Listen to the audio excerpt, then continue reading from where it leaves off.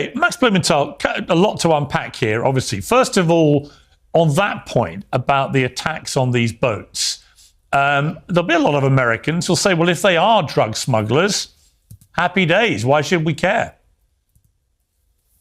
There are not a lot of Americans who believe that. Only 29% of Americans, according to a recent Reuters Ipsos poll, support these murderous attacks on supposed drug boats without due process that have killed citizens of Trinidad and Tobago, as well as Colombian citizens, and caused British government to suspend intelligence cooperation, as the virtual ambassador James Story just acknowledged.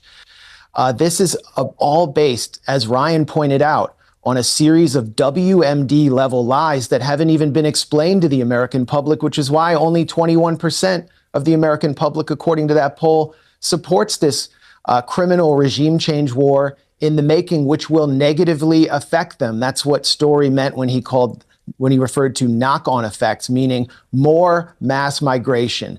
The big lie of this war is the Cartel of the Suns. As Ryan said, the Cartel of the Suns was literally created by the CIA, also known as the Cocaine Import Agency, to ship 22 tons of drugs into the United States in the early 90s through its main point of contact in the pre-Chavez Venezuelan National Guard, General Ramon Guillén Davila.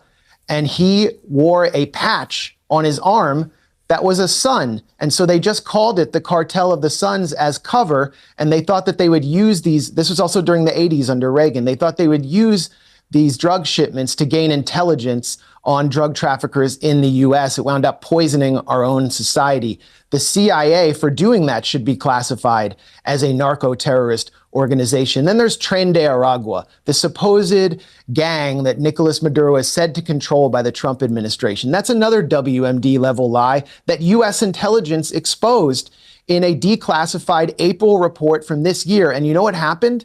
Director of National Intelligence Tulsi Gabbard came out and presided over the firing of the two officials who exposed the lie that Maduro controls TDA and is invading the United States. Why are migrants coming to our shores? It's because of the coup program, the regime change program that virtual ambassador and coup manager Jimmy Story and other U.S. foreign policy apparatchiks oversaw, which brought Venezuela's economy to its knees by 2020, reversing all the gains they had made when Hugo Chavez slashed extreme poverty by 50%. This caused mass migration, and it's not just according to me, it's according to Thomas Shannon, who was Undersecretary for the State Department in Donald Trump's administration, who said U.S. sanctions reduced Venezuela's economy